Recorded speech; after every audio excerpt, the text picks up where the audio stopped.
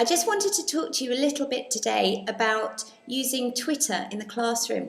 Now, I've been doing some research, and at universities in the United States, at undergraduate level, the research shows that the use of both Facebook and Twitter for students at undergraduate level actually results in greater engagement and higher grades in the classroom. So I thought this would actually be something that would translate well to secondary school classrooms. And it turns out, again, that many schools are actually adopting Twitter as a tool for use.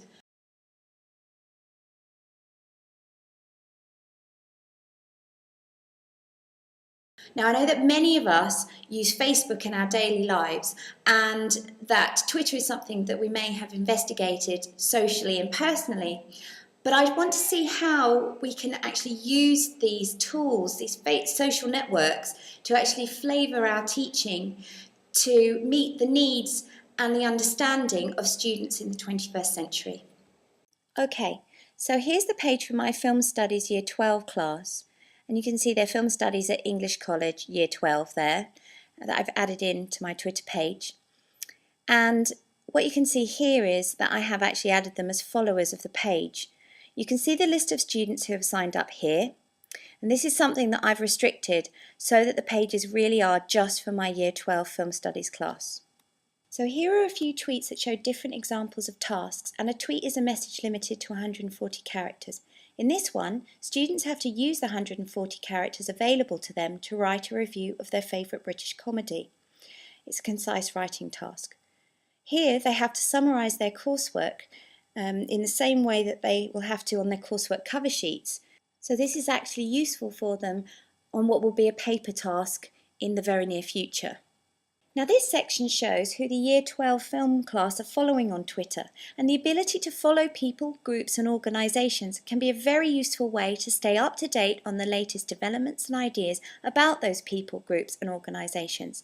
For film, you can see we follow people like Disney Pixar, Empire Magazine, British Film Institute, which enables easy access straight to their Twitter pages and, subsequently, news on their websites, like we can see on the Variety Film page, and the website that we can see right here. I'm just taking us back to the home page of the EC at Year 12 Film Twitter page, and you can see that there are lots of tweets on here from everybody we're following, but as the administrator of this website, I control what students are actually seeing using something called retweets, so filtering the posts that you want them to focus on. So here's an example of a retweet from the British Film Institute. What did you get up to film-wise over the weekend? I want to pose that question to the students, so I retweet it. Now here's another link that I want students to have a look at, this time from the Huffington Post. And so I'll retweet that for them and they can explore it. It will pop up on their Twitter pages, and you can tell that it's retweeted by the green arrows on the right-hand side of the post. We send kids off on web quests all the time, as although the internet is vast and can get very confusing, we know that if we point them in the right direction, they can access great websites and vital information for their understanding in our subjects. When asking some of the staff about using Twitter, they've generally been very positive about it, but have said that they hadn't thought much about using it as a tool for education because they thought it was all about following people and trends, hadn't had a chance to investigate it as yet, but were interested in it, or had used it personally but hadn't explored it for educational purposes. While there is a lot of rubbish on Twitter, there's also a wealth of information and links, categorised in a way that allows you to search for people, conversations and videos easily, and providing links to other Twitter users and useful websites.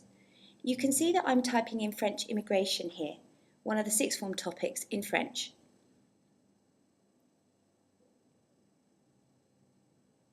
Now it's brought up loads of results. Let's try this link. And it leads to an article on the Guardian website. Great. Here I'm looking at a topic from geography, Millennium Development Goals. Not everything leads to useful information through tweets, so I'm looking at people here. But Twitter helps us by telling us where the official pages of people, groups and organisations are. We know a group is official by the blue circle with the tick in the middle, which we can see next to these people pages.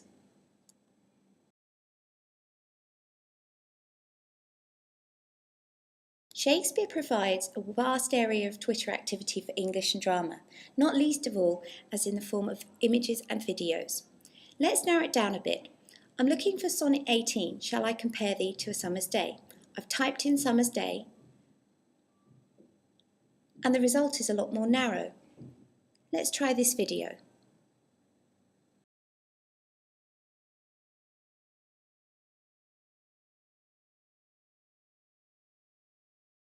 Shall I compare thee to a summer's day? Thou art more lovely and more temperate. Now, some potential tasks that Twitter can aid learning with include concise writing and summarising. We've seen that one in action. Crowdsourcing a solution. You can use it to start an online class newspaper, which is a really great task. You can send students off on web quests or physical treasure hunts. You can start online debates, encouraging those who rarely or never speak up in class to contribute.